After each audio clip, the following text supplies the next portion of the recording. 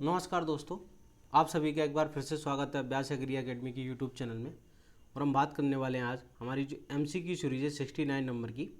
पिछले 3 दिनों से हमारी जो है लाइव क्लासेस यूट्यूब पर नहीं हो पा रही हैं। इसके पीछे रीज़न है कि मैं इंदौर शहर से बाहर हूँ 16 तारीख तक, इसलिए जो क्लासेस हैं वो हमारी अब रिकॉर्डेड चलेंगी, जिससे कि आपकी जो पढ़ाई है वो निरंतर चलती रहे। आपकी पढ़ाई नहीं रुकना चाहिए किसी भी कारण, जिससे कि आपका एग्ज़ाम जो है वो क्लियर है। हमारी पहली जो इम्पोर्टेंस है, प्राथमिकता है आपका सिलेक्शन।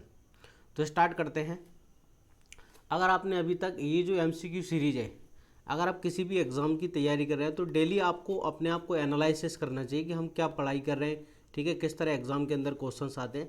तो आपको 20 है ना 10 क्वेश्चन जो है डेली प्रोवाइड करते हैं मेरे तरफ से, मॉक टेस्ट जो आपको डेली प्रोवाइड किया जाएगा, ठीक है। 1 ईयर की जो वैलिडिटी है इसके अंदर 360 कितने 3050 क्वेश्चंस आपको प्रोवाइड किए जाएंगे। तो आप इसको बिल्कुल परचेस करें और डेली एनालिसिस करें अपनी की प्रिपरेशन को। अब आप हरियाणा के स्टूडेंट हैं, आपने एसडीओ का हरियाणा के अंदर एग्रीकल्चर डेवलपमेंट ऑफिसर का फॉर्म भर रखा है, तो आप अगर लाइव क्लासेस या रिकॉर्डेड वीडियो लेना चाहते हैं तो आपको ये 2000 का कोर्स अवेलेबल है, जिस पर आपको 20% का डिस्काउंट भी मिल जाएगा अगर आप परचेस करना चाहते हैं।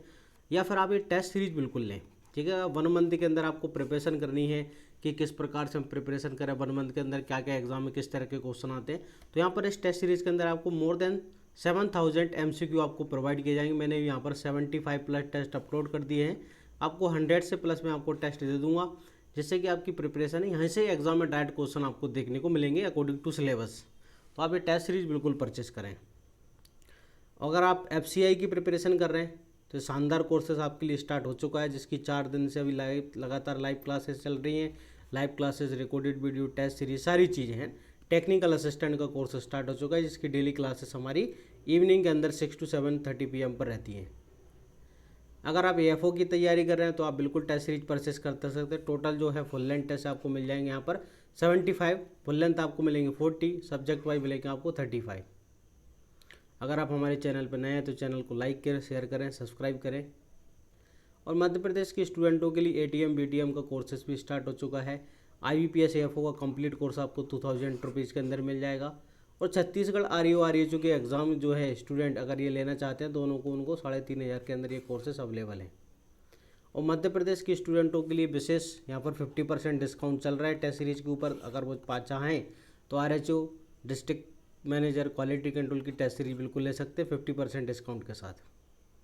चलिए, और उत्तर प्रदेश के बच्चों के लिए TGT PGT की टेस्ट सीरीज ओनली 199 के अंदर। आज हमारे टोटल नंबर ऑफ MCQ है 50, ठीक है। तो आप सारे क्वेश्चन को बहुत ध्यान से सुनना है।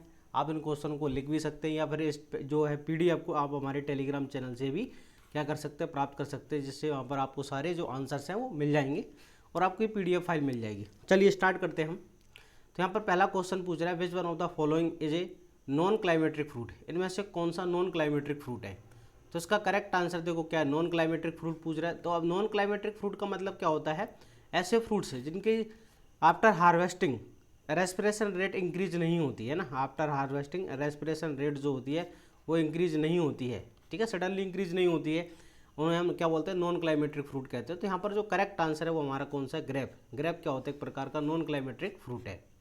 चलिए नेक्स्ट क्वेश्चन की तरफ चलते हैं। नेक्स्ट क्वेश्चन हमारा है क्वेश्चन नंबर 2। अब क्वेश्चन नंबर 2 क्या है, acid growth theory explain the mechanism action of. तो देखो, अम्ल वृद्धि सिद्धांत की किस क्रिया के तंत्र में व्याख्या करता है। अब इसका करेक्ट आंसर है ऑक्सीजन। मैं आपको पहले समझा देता हूँ कि एसिड ग्रोथ थ्योरी होती क्या। देखो क्या होता है कि जब प्लांट के अंदर ग्रोथ होती है, प्लांट के अंदर क्या होती है, ग्रोथ, तो सेल जो क्या करती है अपने आप को, ये कोई सेल है तो अपने वॉल्यूम को इंक्रीज करती है। क्या करती है, वॉल्यूम को इंक्रीज करती है। तो वॉल्यूम को इंक्रीज के लिए क्या करती है, जो सेल वॉल होती है, ये जो सेल वॉल होती है इसको क्या करना पड़ता है, सेल वॉल को थोड़ा लूज करना पड़ती है ना। सेल वॉल को क्या करना पड़ती है, लूज, ठीक है। तो सेल को अपने आप को एलोंगेशन करने के लिए, सेल को एलोंगेशन करने के लिए, एक्सटेंशन करने के लिए सेल को है ना क्या करना है, साइज बड़ा करना है। तो साइज बड़ा करने के लिए क्या होता है, ये जो सेल वॉल होती है, सेल वॉल के अंदर जो सेल्यूलोज के माइक्रोफाइब्रिल्स होते हैं, सेल्यूलोज के क्या होते हैं, माइक्रोफाइब्रिल्स होते हैं, उनको थोड़ा लूज करना पड़ता है। अब ये जो माइक्रोफाइब्रिल है ना, लूज कैसे होते हैं, तो यहाँ पर साइटोप्लाज्म से H+ आयन क्या होता है, सेल वॉल के अंदर जाते हैं। तो यहाँ पर pH जो होती है वो लो हो जाती है। pH क्या होती है, वो लो हो जाती है। याद रखना पीएच क्या हो जाती है, लो। और ये सारी जो एक्टिविटी कंट्रोल की जाती है वो ऑक्सीजन के द्वारा।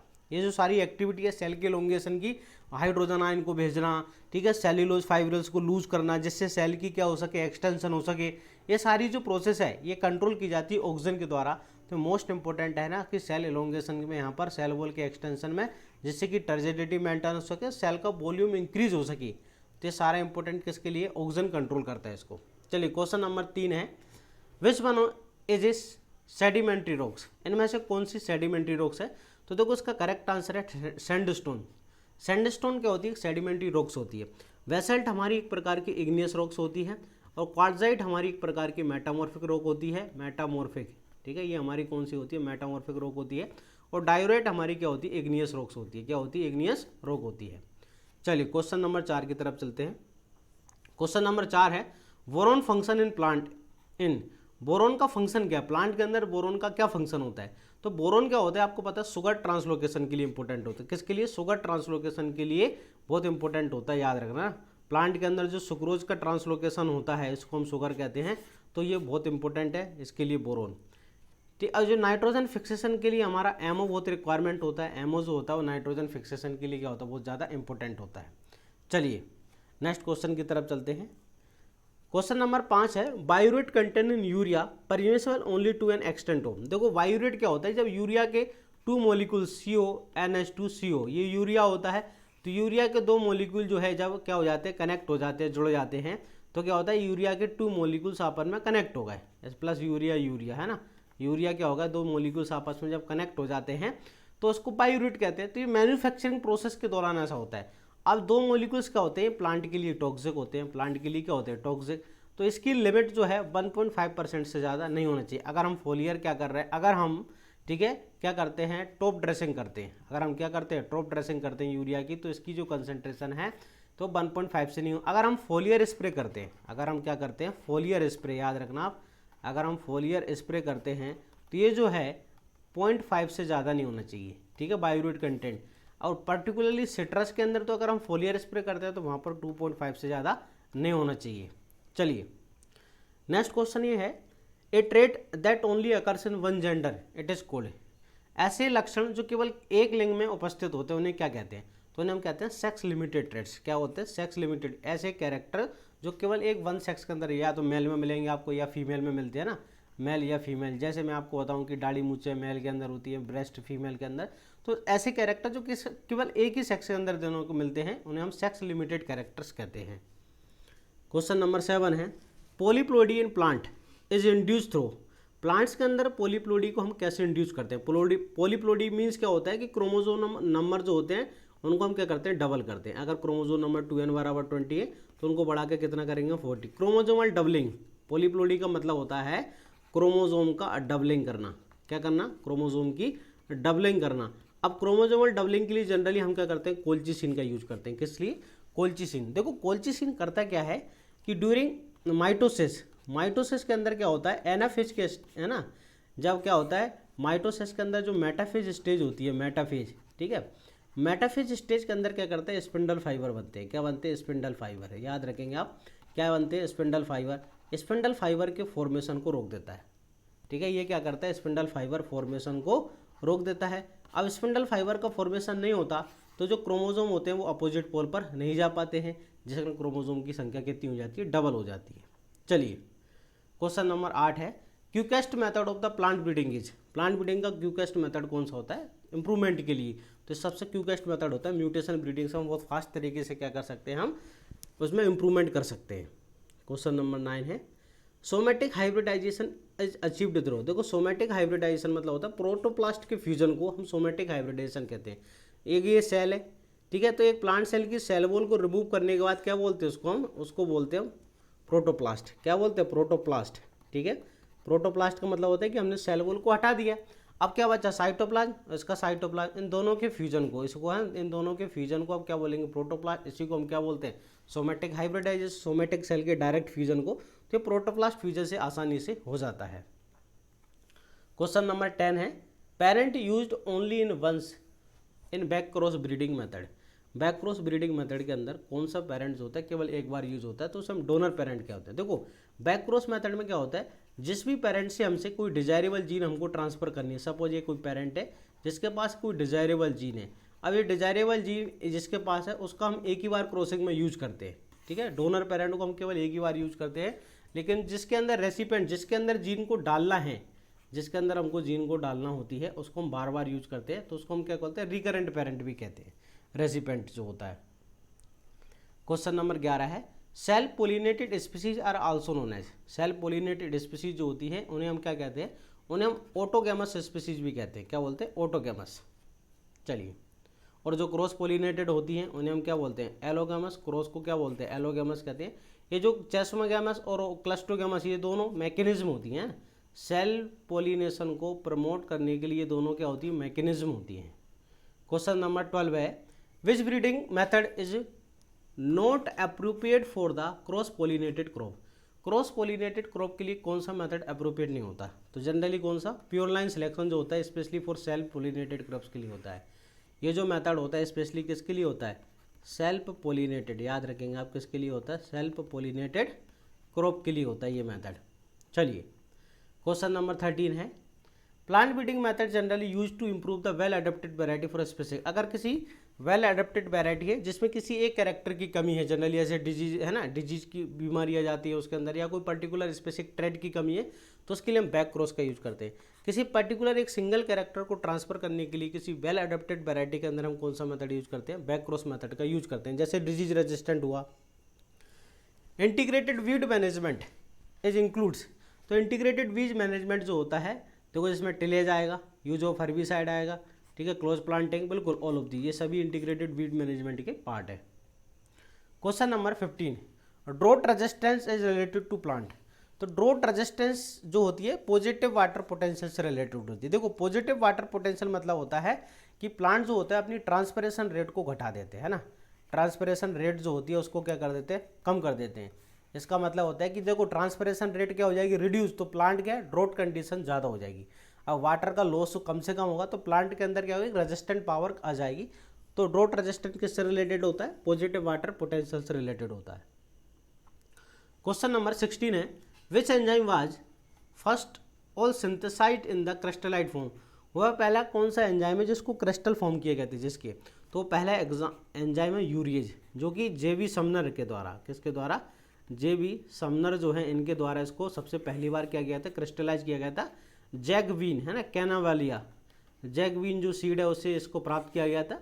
तो समनर वो साइंटिस्ट हैं, इनके लिए उनको नोबेल प्राइज मिला था। इन्होंने बताया कि एंजाइम की प्रॉपर्टी जो होती है वो प्रोटीन नेचर की होती है, ठीक है। लेकिन फर्स्ट डिस्कवर्ड एंजाइम तो ये था, फर्स्ट डिस्कवर्ड एंजाइम कौन सा था, फर्स्ट डिस्कवर्ड एंजाइम जो है वो जाइमेज था, जिसकी खोज किसने, बकनर ने की थी, याद रखना है ना। फर्स्ट डिस्कवर्ड एंजाइम जाइमेज था जिसकी डिस्कवरी बकनर ने की थी, लेकिन फर्स्ट क्रिस्टलाइज फॉर्म किसने किया था, तो 1926 के अंदर इन्होंने किया था, किसने, जेबी समनर के द्वारा। क्वेश्चन नंबर 17, दो seed whose life span varies from 15 to 100 years और मोर आर इट्स कॉल्ड, वे वीर जिनका जीवन काल 15 से लेकर 100 वर्ष या इससे अधिक होता है उन्हें हम क्या बोलते हैं, उन्हें हम कहते हैं मैक्रोबायोलिस्ट। क्या बोलते हैं, मैक्रोबायोटिक वीड्स, है ना, मैक्रोबायोटिक सीड्स कहते हैं। माइक्रो मतलब होता है जिनका less than 3 year life span होता है, और मीजो का मतलब होता है 3 से लेकर 15 ईयर है, याद रखेंगे आप, और मैक्रो का 15 से लेकर 100 तक, ये तीनों आपको याद रखना है। Which one of the following is A water soluble vitamin, इनमें से कौन सा वाटर सोल्यूबल, तो WBC, ठीक है, वाटर सोल्यूबल बी और सी होती है, तो यहाँ पर क्या आएगा, वाटर सोल्यूबल विटामिन, है ना। तो वाटर सोल्यूबल विटामिन यहाँ पर इसको अपन कर देंगे D, तो यहाँ पर करेक्ट आंसर क्या हो जाएगा, फिर अपना B हो जाएगा। अगर C ऑप्शन में है तो फिर दोनों हैं, ठीक है, A, D, E और K, ये चारों क्या होते हैं, ये फैट सोल्यूबल होते हैं, क्या होते हैं, ये फैट सोल्यूबल होते हैं, आप इनको याद रखना। Question number 19, plant wilt because of excess, plant क्यों मुरझा जाते हैं, क्योंकि इनके अंदर ट्रांसपिरेशन बहुत ज़्यादा होता है। जब ट्रांसपिरेशन क्या होगा, ज़्यादा होता है, देखो क्या होता है कि प्लांट जितना भी वाटर, अगर किसी प्लांट को हम 100 लीटर वाटर देते हैं तो 99 लीटर जो है वो थ्रू द ट्रांसपिरेशन लॉस कर देते हैं, ठीक है, 99% वाटर को लॉस कर देगा, तो क्या होगा, तो प्लांट भाई मुरझा जाएगा। ट्रांसपिरेशन रेट ज़्यादा होगी तो प्लांट के अंदर क्या होगा, तो विल्टेड कंडीशन आ जाएगी। Crop rotation is suggested against, crop rotation जो होता है क्यों सजेस्ट करते हैं, तो देखो सोइल बोर्न डिजीज जो होती है, सोइल बोर्न डिजीज को कंट्रोल करने के लिए हम क्रॉप रोटेशन सजेस्ट करते हैं। जैसे सोइल के अंदर ऐसे फ्यूजेरियम है, अब ये फ्यूजेरियम लगातार है, जब आपको देखोगे ग्राम के अंदर ज़्यादा आता है ना, तो हम अगर सेम क्रॉप सोइंग करेंगे तो लगातार क्या होगा, फ्यूजेरियम कटेगा, तो हम ग्राम की जगह कोई सीरियल क्रॉप लगाएं, ठीक है, या फिर कोई हम क्रूसीफर्स की क्रॉप लगाएं, ठीक है। तो अगर हम लगाते हैं सीरियल तो हमको फिर पल्सेस है ना, लेग्यूम लेना चाहिए, फिर क्रूसीफर्स, जैसे हमको अलग अलग फैमिली की अलग अलग डिफरेंट क्रॉप्स को क्या करना चाहिए, लगाना चाहिए, जिससे कि जो पैथोजन होता है उसका जो कंटिन्यूटी है किसी क्रॉप के साथ को लेकर लगातार वो ब्रेक हो सके, जिससे हम उसको डिजीज को कंट्रोल कर सकें। क्वेश्चन नंबर 21 है, tensiometer measure the soil moisture tension bar only up to, tensiometer जो वर्क करता है वो 0 से लेकर 0.85 बार तक वर्क करता है, ठीक है। टेंसोमीटर का यूज करते हैं हम सोइल मॉइस्चर टेंस है ना, सोइल मॉइस्चर के डिटर्मिनेशन के लिए है ना, सोइल मॉइस्चर के डिटर्मिनेशन के लिए इसका यूज करते हैं। और not suitable for clay soil, याद रखना, not suitable for clay soil, ठीक है, क्ले सोइल के लिए सुटेबल नहीं होता है ना, किसके लिए, क्ले सोइल के लिए सुटेबल नहीं होता है। क्वेश्चन नंबर 22 है, which one of the following does not affect the soil erosion, इनमें से कौन सा फैक्टर जो सोइल इरोजन को अफेक्ट नहीं करता है, निम्नलिखित में से कौन सा मिट्टी के कटाव को प्रभावित नहीं करता है, तो देखो क्लाइमेट बिल्कुल करता है, वेजिटेशन करता है, टोपोग्राफी, सोलर रेडिएशन, इसका कोई ज़्यादा इफेक्ट नहीं होता। देखो क्लाइमेट आपको पता है ह्यूमिड रीजन के अंदर है ना, आपको बारिश ज़्यादा होगी तो इरोजन ज़्यादा मिलेगा, ठीक है। वेजिटेशन, अगर वहाँ पर डेंस बहुत ज़्यादा घनी वो है वनस्पति है, वेजिटेशन है, तो इरोजन कम होता है। टोपोग्राफी, अगर स्लोप ज़्यादा है तो इरोजन ज़्यादा, ये बिल्कुल डायरेक्टली अफेक्ट करते हैं। क्वेश्चन नंबर 23 है, sprinkler method of irrigation is most suitable, sprinkler method जो इरीगेशन होता है किसके लिए सुटेबल होता है, तो अंडुलेटेड सॉइल होती है, उबड़ खाबड़ जमीन जो होती है उसके लिए बेस्ट होता है, कौन सा, तो स्प्रिंकलर मेथड।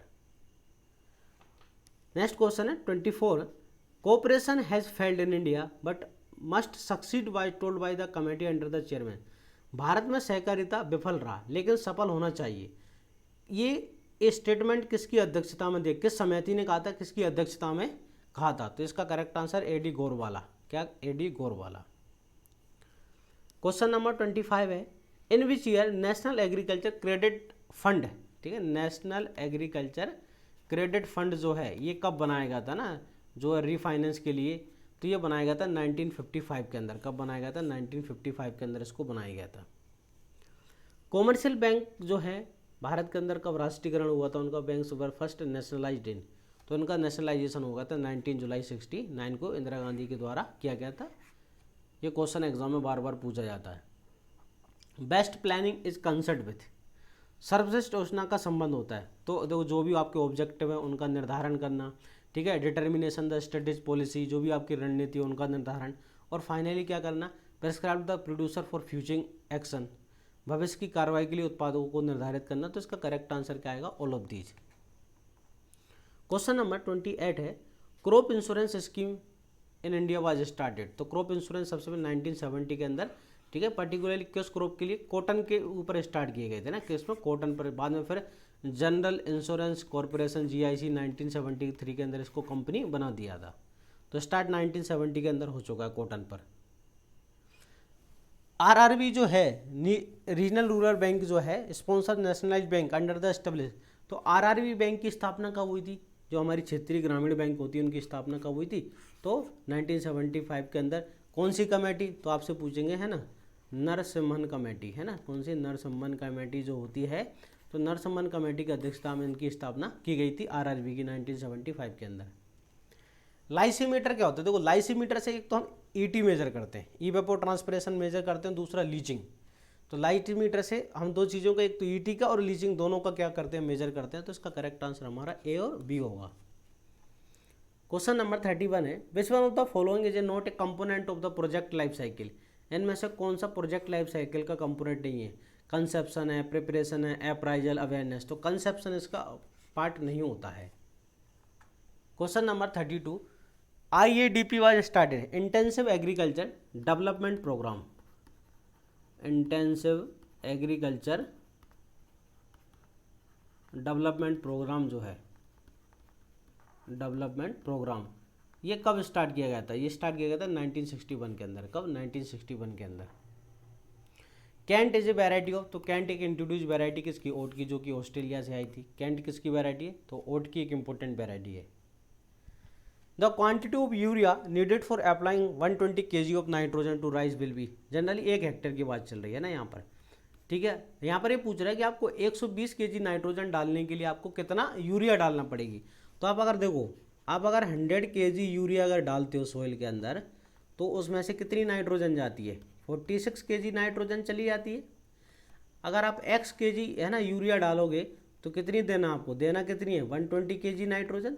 आपको x kg यूरिया डालोगे तो 120, तो आप यहाँ पर निकाल सकते हैं x बराबर कितना आएगा, 100 120 अपॉन 46, तो आप इसको कैलकुलेट करोगे आएगा 260 kg, कितना आएगा 260 kg आपको यूरिया की रिक्वायरमेंट होगी।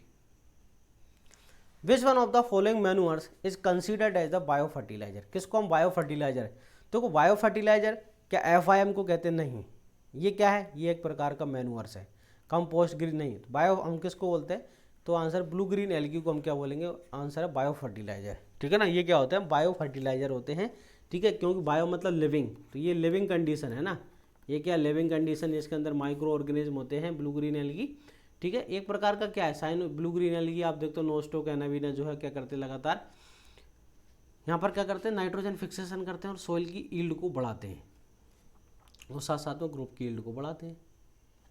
क्वेश्चन नंबर 36 है, the average yield of sugarcane in northern India is low as compare to southern India, कि भाई उत्तरी भारत के अंदर जो है शुगर कैन का उत्पादन दक्षिणी भारत की तुलना में थोड़ा कम होता है, इसके पीछे क्या कारण होता है, तो इसके पीछे कारण होता है क्लाइमेटिक कंडीशन, क्योंकि शुगर कैन को एक ट्रॉपिकल है, शुगर कैन क्या है, ट्रॉपिकल कंडीशन इसको रिक्वायर होती है, तो साउथ इंडियन कंडीशन जो होती है शुगर कैन के लिए बेस्ट होती है, तो तभी तो तमिलनाडु के अंदर जो प्रोडक्टिविटी होती है शुगर कैन की हाईएस्ट होती है, जो शुगर कैन की प्रोडक्टिविटी होती है वो सबसे ज़्यादा कहाँ होती है, तमिलनाडु में, क्योंकि वो साउथ इंडियन के अंदर है।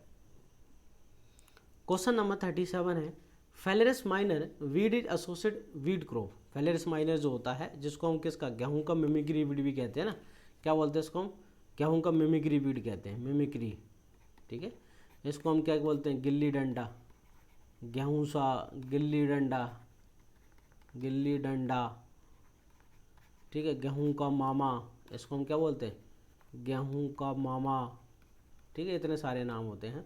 इसका जो टेस्ट वेट हो वो एग्ज़ाम में पूछा जाता है, कितना होता है टेस्ट वेट, 2 ग्राम, इसका जो टेस्ट वेट होता है वो 2 ग्राम होता है। इसको कंट्रोल करने के लिए अब जो हम हर्बिसाइड का यूज करते हैं वो है हमारा, पहले यूज करते थे आइसोप्रोटेरोन का, पहले यूज करते हैं हम आइसोप्रोटेरोन का, बट प्रेजेंट में इसको यूज नहीं करते क्योंकि रेजिस्टेंट डेवलप कर लिए हम अब सल्फोसल्फ्यूरोन, सल्फ्यूरोन है ना, किसका, सल्फोसल्फ्यूरोन का यूज करते हैं। Question number 38, the botanical name of बरसीम, बरसीम का बॉटनिकल नेम क्या होता है, ट्राइफोलियम अलेक्जेंडरियम इसका बॉटनिकल नेम होता है। The period between maximum tillering and panicle initiation, maximum tillering और पेनिकल इनिशिएशन के बीच की स्टेज को क्या बोलते हैं, तो उसको बोलते हैं हम वेजिटेटिव लैग फेज, जिसमें क्या होती है, ग्रोथ बहुत ज़्यादा होती है।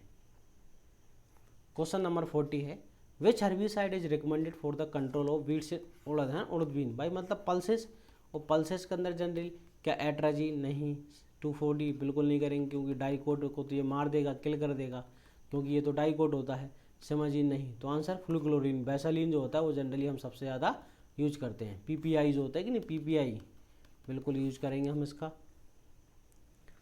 मेज क्रॉप प्लांटेड एट ए स्पेसिंग 50 × 20 सेंटीमीटर, प्लांट पॉपुलेशन कितनी होगी, देखो प्लांट पॉपुलेशन निकालने का जो फॉर्मूला होता है वो होता है क्या, 10,000, ठीक है, अपॉन रो इंटू रो और प्लांट टू प्लांट डिस्टेंस, तो यहाँ पर कितनी है, ये मीटर में आएगा ना, ये मीटर में, तो 10,000, अब 50 ये क्या है, सेंटीमीटर है यहाँ पर, तो इसको मीटर में कन्वर्ट कर लो, ये 20 क्या है सेंटीमीटर, इसको मीटर, तो यहाँ से हम 2 पॉइंट ये आ जाएंगे, इसके बाद ये 2 पॉइंट ये आ जाएंगे, है ना, इसके बाद ये 0 कट गया, ये 0 कट गया, ये 0 ये 0, ठीक है। जब इन दोनों का मल्टीप्लाई करेंगे अपन, है ना, 1 2 3 4 5 6 0 बचिए, जब इन दोनों का मल्टीप्लाई करेंगे 10 तो 1 0 ये कट जाएगी, तो कितनी आएगी, 1,00,000, 5 0 आएंगी, ये करेक्ट आएगा। Sulphur content in single surface, SSP के अंदर, SSP जो फर्टिलाइजर होता है उसके अंदर सल्फर कितनी होती है, देखो फॉस्फोरस होता है 16% है ना, P2O5 जो होता है, ठीक है, सल्फर होता है 12% और कैल्शियम होता है 19% है ना, ये तो ये एग्जाम में आता है कि ऐसा कौन सा फर्टिलाइजर है जिसके अंदर तीनों एसेंशियल, ये 3 जो होते हैं ये ऑल एसेंशियल एलिमेंट होते हैं, याद रखना। ये तीनों क्या होते हैं? Essential element. ये तीनों क्या होते हैं? एसेंशियल एलिमेंट होते हैं। तो यहाँ पर करेक्ट आंसर क्या आएगा? 12%। The permission limit of impurity under the genetic purity of certified. देखो हम जब हम सर्टिफाइड सीड की बात करते हैं या फिर फाउंडेशन, अगर आपसे जेनेटिक प्योरिटी के बारे में बात पूछा जा रहा है तो जेनेटिक प्योरिटी जो होता है 0 से लेकर 0.1% की क्या होती है? परमिवेबल होती है ना, इससे ज़्यादा नहीं होती। 0 से लेकर 0.1% तक, मतलब 99.9% आपकी जेनेटिक प्योरिटी होना चाहिए। तो मतलब एरर कितना हो सकता है? सिर्फ 0.1%। ठीक है, इससे ज़्यादा एरर नहीं होना चाहिए, नहीं आपका सीड जो है सैंपल में फेल हो जाएगा। The required purity percentage certified groundnut, groundnut के अंदर कितनी होती है? 96% प्योरिटी परसेंट होती है। Question number 45, the important method for seed extraction in tomato. Tomato के अंदर सीड एक्सट्रैक्शन के लिए हम कौन सा एसिड मेथड? हम जनरली HCl का यूज करते हैं। किसका? HCl का यूज करते हैं 30 ml। ठीक है, अगर 1 kg टोमेटो के अंदर हमको अगर क्या निकालना है? सीड, तो 30 ml HCl का पानी के अंदर सीड है ना, पानी भरते हैं। ठीक है, इसके अंदर हम क्या करेंगे? इसमें हम डाल देते हैं टमाटर को, इसमें 30 ml डाल देंगे हम HCl, तो यहाँ से सीड ऑटोमेटिक उनसे बाहर निकल जाएंगे। ऑर्थोडॉक्स सीड का एग्जाम्पल क्या है? ऑर्थोडॉक्स टाइप बीज का एग्जाम्पल, तो इसका करेक्ट आंसर टोमेटो। देखो क्या होता है ऑर्थोडॉक्स, मतलब होता है ऐसे सीड जिनको लो मॉइस्चर और लो टेम्परेचर पर स्टोर कर सकते हैं। Low moisture and low temperature पर हम क्या कर सकते हैं? Without losing their viability, without losing their viability, इनकी वाइबिलिटी में लूज हुए बना उनको लो टेम्परेचर लो मॉइस्चर पर हम स्टोर कर सकते हैं, उनको ऑर्थोडॉक्स कहते हैं। तो ये तीनों तो क्या है? इनकी वाइबिलिटी लॉस हो जाएगी, है ना। तो टोमेटो जो है एक प्रकार का ऑर्थोडॉक्स सीड होता है हमारा। और ये सब कौन से हैं? तो ये हमारे रिकैल्सिट्रेंट होते हैं ना, रिकैल्सिट्रेंट। रिकैल्सिट्रेंट क्या होते हैं? ऐसे सीड जिनको लो मॉइस्चर अगर हम करते हैं 12% से अगर हम लो मॉइस्चर कम करते हैं तो इनकी वाइबिलिटी में बहुत ज़्यादा ड्रास्टिक लॉस आता है, उन्हें हम कहते हैं recalcitrant seeds. Question number 47, who said economics is the science of welfare. अर्थशास्त्र कल्याण का एक विज्ञान है, किसने कहा? तो ये अल्फ्रेड मार्शल ने कहा। किसने कहा? अल्फ्रेड मार्शल ने। क्वेश्चन नंबर 48 है, कौन सा उत्पादक का कार्य है ना? Factor of production. तो which is the factor of production? Land, labour, capital, सभी क्या होते हैं? प्रोडक्शन के बिल्कुल फैक्टर होते हैं सभी। क्वेश्चन नंबर 49, भारत में पूंजीगत खेती कैपिटलिस्टिक फार्मिंग पद्धति का संबंध कौन सी फसल से है? देखो कैपिटलिस्टिक फार्मिंग क्या होती है? जहाँ पर जो बिजनेसमैन होता है बहुत पैसा लगाते हैं, उनका जो मेन उद्देश्य होता है वो मैक्सिमम फ़ायदा होता है, मैक्सिमम रिटर्न आना चाहिए, ज़्यादा से ज़्यादा उनकी इनकम होना चाहिए। तो टी, कॉफ़ी, रबर, तो यहाँ पर इंडिया के अंदर क्या चलती है? कैपिटलिस्टिक फार्मिंग चलती है, पूंजीवादी, जहाँ पर बहुत ज़्यादा पैसा इन जो होते हैं बिजनेसमैन लगाते हैं और उनको ज़्यादा से ज़्यादा प्रॉफिट चाहिए होता है। Question number 50, the first irrigation commission was, तो 1901 के अंदर भारत में पहला इरीगेशन कमीशन बनाया है। चलिए, आई होप आपको ये 50 क्वेश्चन समझ आए होंगे बहुत अच्छे से सारी चीज़ें। अगर आपने 25 की जो MCQ सीरीज़ है 25 क्वेश्चन अगर वो परचेस नहीं की है तो आप बिल्कुल परचेस कीजिए। ठीक है, 25 रुपये वाली, जिसके अंदर आपको 3650 MCQ मिलेंगे, आप वो बिल्कुल परचेस करिए। और जो हरियाणा के स्टूडेंट हैं भाई, आप टेस्ट सीरीज और कोर्स दोनों ले सकते हैं। ADO के लिए टेस्ट सीरीज़ भी आप ले सकते हैं एंड कोर्स भी आप ले सकते हैं, सारी चीज़ें आप बिल्कुल ले सकते हैं। तो आप तैयारी वो सॉलिड करिए। अगर आपको किसी को डाउट है, अब ये मेरा नंबर है 9131387204, आप इस पर कांटेक्ट कर सकते हैं मेरे से, बिल्कुल जो भी आप डाउट है पूछ सकते हैं। आई होप ये सारी MCQ सीरीज़ आपको बहुत अच्छी लगी होगी। अगर अच्छी लगी है तो चैनल को एक बार लाइक का बटन दबा देना। ठीक है, सेशन को लाइक कर देना। ठीक है, इसके बाद इस वीडियो को शेयर कर देना ज़्यादा से ज़्यादा लोगों के पास, और चैनल को सब्सक्राइब कर देना, जैसे नेक्स्ट वीडियो का जो है नोटिफिकेशन आपको मिल जाए। मिलते हैं नेक्स्ट वीडियो के अंदर, तब तक के लिए जय हिंद।